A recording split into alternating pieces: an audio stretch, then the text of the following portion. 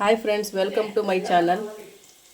ಇವತ್ತು ರೊಟ್ಟಿ, ಚಪಾತಿ ಮತ್ತು ಅನ್ನಕ್ಕೆ ಒಂದು ನಂಚ್ಕೊಳ್ಳೋಕ್ಕೆ ಸೈಡ್ ಡಿಶ್ ಆಗಿ ಮೆಂತ್ಯ ಚಟ್ನಿ ಹೇಗೆ ಮಾಡೋದು ಅಂತ ನೋಡೋಣ ಬನ್ನಿ. ಇಲ್ಲೊಂದು 2 ಸ್ಪೂನ್ ಮೆಂತ್ಯ ಇದೆ, ಒಂದು ಅರ್ಧ ಸ್ಪೂನ್ ಜೀರಿಗೆ, ಒಂದು 2 ಗಡ್ಡೆ ಬೆಳ್ಳುಳ್ಳಿ, ಒಂದು ಹುಣಸೆಹಣ್ಣಿನ ಗಾತ್ರದಷ್ಟು, ಒಂದು ಗೋಲಿ ಗಾತ್ರದಷ್ಟು ಹುಣಸೆಹಣ್ಣು, ಒಂದಿಷ್ಟು ದೊಡ್ಡದು ಬೆಲ್ಲ, ಒಗ್ಗರಣೆ ಬೇವಿನ ಸೊಪ್ಪು, ಇದು ಕೆಂಪು ಹಣ್ಣು ಮೆಣಸಿನಕಾಯಿ ಎಲ್ಲ ಕಟ್ ಮಾಡಿ ಇಟ್ಕೊಂಡಿದೆ, ಇಲ್ಲಾಂದರೆ ಇದು ಎಣ್ಣೆಲಿ ಇದು ಮಾಡುವಾಗ ಸಿಡಿಯುತ್ತೆ.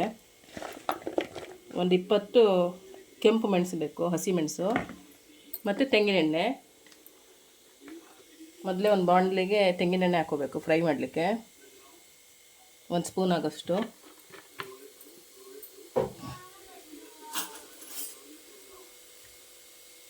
ಇವಾಗ ಇದಕ್ಕೆ ಫಸ್ಟ್ ಮೆಂತೆ,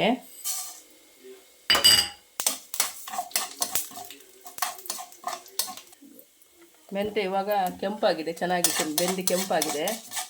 ಇದು ಬ್ರೌನ್ ಆದ ತಕ್ಷಣ ಇದಕ್ಕೆ ಕೆಂಪು ಮೆಣಸಿನ್ಕಾಯಿ ಹಾಕಬೇಕು.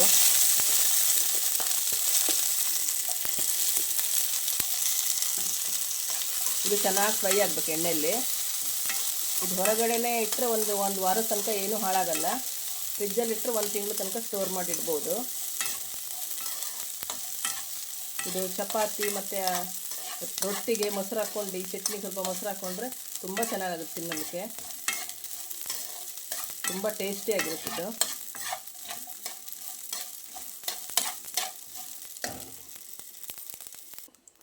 ಇವಾಗ ಇದಕ್ಕೆ 2 ಗಡ್ಡೆ ಬೆಳ್ಳುಳ್ಳಿ, ಇವಾಗ ಕೆಂಪು ಮೆಣಸಿನ್ಕಾಯೆಲ್ಲ ಚೆನ್ನಾಗಿ ಫ್ರೈ ಆಗಿದೆ. ಇದಕ್ಕೆ ಬೆಳ್ಳುಳ್ಳಿನ ಹಾಕಿ ಫ್ರೈ ಮಾಡ್ಕೋಬೇಕು, ಒಂದು 2 ನಿಮಿಷ ಫ್ರೈ ಮಾಡಬೇಕು.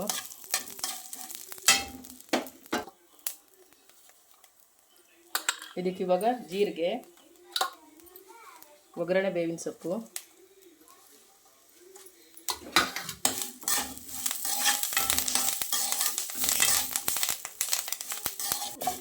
ಇವಾಗ ಬೇವಿನ ಸೊಪ್ಪು, ಬೆಳ್ಳುಳ್ಳಿ, ಒಣಮೆಣಸೆಲ್ಲ, ಹಸಿ ಮೆಣಸೆಲ್ಲ ಚೆನ್ನಾಗಿ ಫ್ರೈ ಆಗಿದೆ. ಇವಾಗ ಗ್ಯಾಸ್ ಆಫ್ ಮಾಡಿದರೆ ಸಾಕು.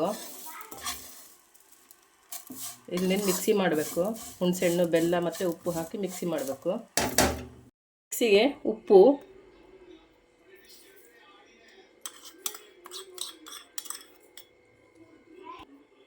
ಹುಣಸೆಹಣ್ಣು,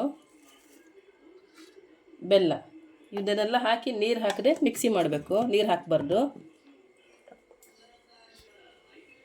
ರುಚಿಕರವಾದ ಮೆಂತ್ಯ ಚಟ್ನಿ ರೆಡಿಯಾಗಿದೆ. ನಿಮಗೇನಾದರೂ ಈ ವಿಡಿಯೋ ಇಷ್ಟ ಆದರೆ ಲೈಕ್ ಮಾಡಿ, ಕಮೆಂಟ್ ಮಾಡಿ, ಸಬ್ಸ್ಕ್ರೈಬ್ ಮಾಡಿ, ಶೇರ್ ಮಾಡಿ. Thank you.